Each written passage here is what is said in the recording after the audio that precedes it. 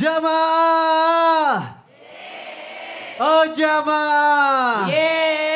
Alhamdulillah. Boleh tepuk tangannya lagi, kita masih di Islam itu Indah. Masih semangat tuh pagi hari ini. Temanya juga masih sama, beban itu serahkan sama Allah. Jangan dipikul sendiri. Ada tayangan lagi nih, ilustrasi Allah menyelamatkan kita. Kita lihat tayangannya, silakan. Hampir aja kita salah sangka ya. Langsung terima kasih. Terima kasih nak karena tidak menolongku. Iya. Akhirnya Allah yang nolongin. Sebenarnya cara Allah tuh kayak sesuatu yang di luar nalar gitu ya. Bisa terjadi dong. gitu ya. Kalau kata anak sekarang di luar nurul. Di luar nurul, di dalam fikri. Ada gak sih cara-cara Allah lagi yang mungkin seperti tayangan tadi atau cara-cara Allah lainnya untuk mengangkat beban hidup kita. Menjauhkan kita dari ujian-ujian yang di luar nalar gitu Ustaz. Baik, silakan. Bismillahirrahmanirrahim. Tabi guru kami Abi Maki, Habib Nabil, Mas Soni serta guru-guru kami yang dimuliakan Allah Subhanahu wa taala. Al-Qur'an surah Al-Qasas ayat 23. A'udzu billahi minasy syaithanir rajim. Allah. ولما ورد ماء مدين وجد عليه أمة من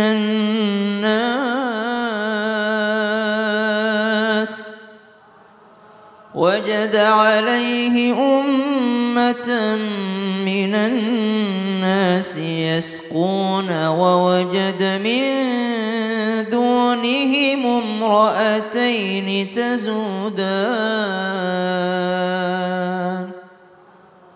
قال ما خطبكما قالتا لا نسقي حتى يصدر الرعاء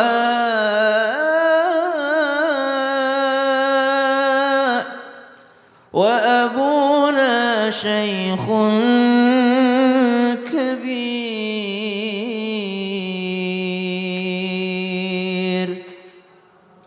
Ini adalah penggalan kisah dari Nabi Musa alaihissalam yang kabur dari Mesir karena ulah daripada Firaun. Kaburnya pun oleh skenario Allah Subhanahu wa taala. Jadi memang hidup kita ini udah diskenariokan sama Allah. Jadi tidak semua memang kita harus masukkan ke dalam nalar kita, tapi kadangkala karena Allah yang ngatur ya Allah juga yang ngatur pertolongannya. Ketika Nabi Musa alaihissalam nggak punya apa-apa, itu butuh sekali pertolongan Allah Subhanahu wa taala sehingga Nabi Musa baca Rabbi inni lima anzalta ilayya min khairin faqir, lagi butuh-butuhnya pertolongan dari Allah tapi justru Allah kasih apa? Faja'athu ihdahuma tamshi 'ala istihya. Justru Nabi Musa pada saat itu dimintai pertolongan dan dia nolongin orang. Kita kadang-kala gini Bu, kita lagi butuh duit banget, tiba-tiba ada saudara pengen pinjam duit. kita lagi susah, ternyata ada saudara minta tolong sama kita. Loh gimana nih, saya yang butuh ditolongin kok malah saya harus nolongin orang. Duit cuma cukup segini, kok malah ada yang butuh ditolongin. Ternyata setelah Nabi Musa nolongin dua orang perempuan ini, ternyata dari situ datang pertolongan Allah. Kadang-kala kita butuh pertolongan, tapi kita nolongin orang, justru nolongin orang, dari situ Allah ngetes kita. Kamu mau gak nolongin orang? Kalau kau nolongin orang, engkau akan dapat pertolongan. Dan Nabi Musa setelah nolongin orang, gak punya apa-apa, tapi nolongin orang dengan apapun yang dia punya. Dia punya kekuatan, maka dia pakai kekuatan fisiknya untuk nolongin orang. Allah datangkan mertua yang baik, istri yang baik, kebun yang luas, dapat pekerjaan, dapat semuanya karena habis nolongin orang. Masya Allah, tepuk tangannya dong. Terima kasih Ustadz untuk penjelasannya. Itulah pertolongan Allah yang di luar nalar ya, tapi ternyata itu pertolongan buat diri kita.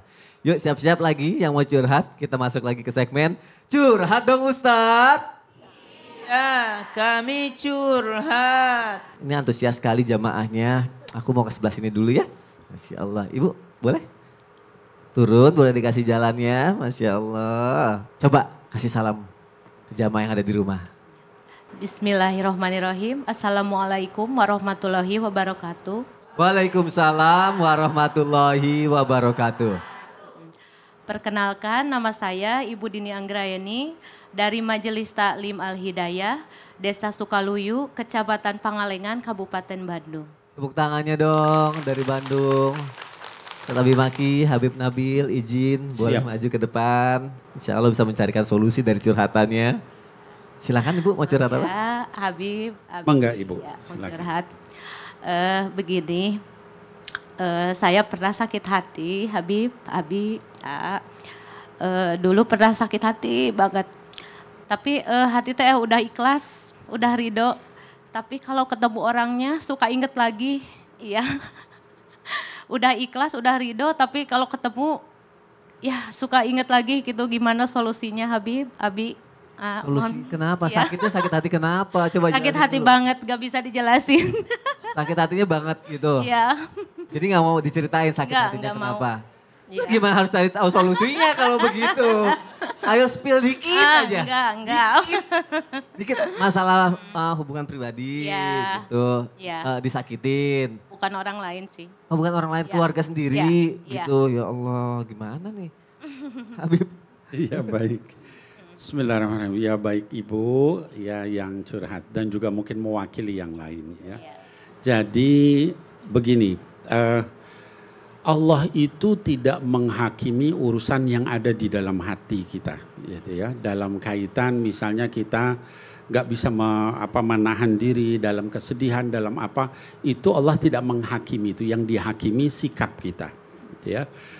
Dalam salah satu misalnya hadis dikatakan ya ketika salah satu putra dari Nabi Muhammad SAW yaitu yang bernama Ibrahim meninggal, itu beliau nangis. Terus kata para sahabat, ya Rasulullah bukankah kita harus sabar? Kata beliau, saya bersabar ya. Ini adalah kasih sayang Allah yang diberikan kepada hambanya yang penyayang. Artinya Rasul pun nangis, itu adalah fitrah. Nah kasus ibu tadi dalam hati kita susah, tapi yang penting mulut sudah memaafkan. Gitu kan. Yang penting juga badan kita, fisik kita, muka kita, mulut kita tidak meledek, tidak marah, tidak nyaci maki. Maka mudah-mudahan dengan itu Allah memaafkan kita. Adapun yang ada di dalam ya kalau memang nggak bisa hilang ya enggak apa-apa. Itu memang kelemahan kita manusia begitu. Jadi sedih, nggak kuat. Tapi ibu ingat bahwa ampunan Allah itu lebih besar. Jadi dalam satu kesempatan ya pernah Sayyidina Abu Bakar dia marah sama seseorang, Mistoh namanya. Mistoh itu menyatakan anaknya Sayyidina Abu Bakar itu selingkuh gitu ya. Sampai Sayyidina Abu Bakar berjanji saya tidak akan ngasih lagi tunjangan. Tapi ditegur sama Allah. Lalu kata Sayyidina Abu Bakar, saya maafkan kamu, dikasih sumbangan lagi. Jadi itu yang penting Ibu, sikap kita memaafkan. Udah coba memaafkan, udah. Udah memaafkan. Udah coba ngomong sama orangnya udah. Udah. Udah juga. Ya udah, Abi gimana Abi? Udah coba memaafkan, Kalau udah coba ketemu orangnya. suka inget itu. Tapi masih sakit hati. ingat. Masih ingat ya? Iya. Ada kejadian yang memang namanya manusia ya. Dan ini Rasulullah mengajarkan kepada kita ketika Sayyidina Hamzah terbunuh. Yang pembunuh itu Wahsy. Ya. Sampai Rasulullah bertanya kepada Wahsy, bagaimana kamu membunuh Hamzah, pamanku? Diceritakan. Ternyata belum selesai menceritakan, Rasulullah sudah berlinang air matanya. Lalu mengatakan, aku terima imanmu, aku terima Islammu, tapi punten, jangan ada di depanku dululah.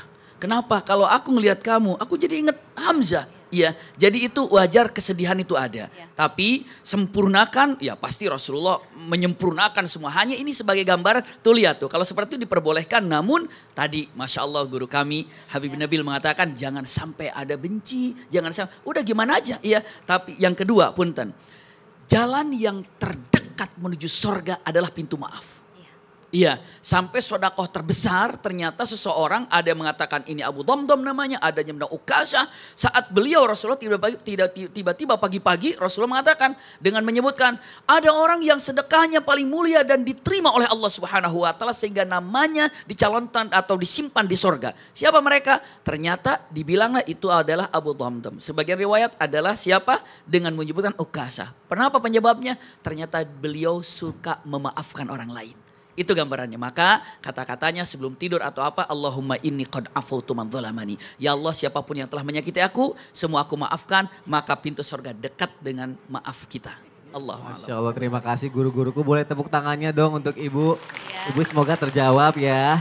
Sekarang Ibu boleh kembali lagi ke Ya. tempat duduknya. Terima kasih. Wassalamualaikum warahmatullahi wabarakatuh. Waalaikumsalam warahmatullahi wabarakatuh. Masya Allah, tabarakallah. pelajaran hari ini tuh Masya Allah luar biasa banget ya. Luar buat kita, buat semuanya juga. Serius. Masya Allah serius banget. Dan untuk itu Ustaz Syam boleh dong kesimpulan kita hari ini Ustaz. Baik, bismillahirrahmanirrahim. Bersandar kepada Allah, bahasa agamanya tawakal. Tawakal itu amalan hati bukan amalan badan. Sehingga badan ini harus tetap berusaha, hatinya bertawakal. Nabi SAW tetap berstrategi perang ketika 313 muslimin melawan 1000 orang dari kaum kafir waktu di perang Badar. Nabi gelisah, Nabi ini memikirkan pasukan, kata Abu Bakar As-Siddiq, udah gak usah khawatir, tawakal aja kepada Allah. Tapi Nabi tetap tawakal hatinya, namun tetap mengatur strategi perang sebaik-baiknya. Inilah tugas kita sebagai manusia, usaha maksimal dengan badan kita, tapi hati kita jangan pernah lupa untuk bersandar kepada Allah Subhanahu wa Ta'ala. Baik, sama-sama kita angkat tangan, mudah-mudahan kita menjadi hamba Allah yang senantiasa bertawakal Allah. Bismillahirrahmanirrahim. Alhamdulillahi rabbil alamin. Allahumma salli ala sayyidina Muhammadin nabiyil ummi wa ala alihi wa sahbihi wa sallim. Rabbi yassir wa la tu'assir, Rabbi tammim bil khair. Ya Allah, permudahlah segala urusan kami ya Allah, urusan daripada pasangan kami ya Allah, urusan akhirat orang tua kami, urusan dunia kami, akhirat kami ya Allah. Begitu pula anak-anak kami ya Allah, mudahkan urusannya ya Allah, bimbing anak-anak kami dalam hidayahmu ya Allah. Wa sallallahu ala sayyidina Muhammadin nabiyil ummi wa ala alihi wa sahbihi wa baraka wa sallam, walhamdulillahi rabbil alamin. Ya Rabbal Alamin. Terima kasih guru-guruku, terima kasih jamaah. Insya Allah besok kita ketemu lagi ya. Wassalamualaikum warahmatullahi wabarakatuh. Waalaikumsalam warahmatullahi wabarakatuh.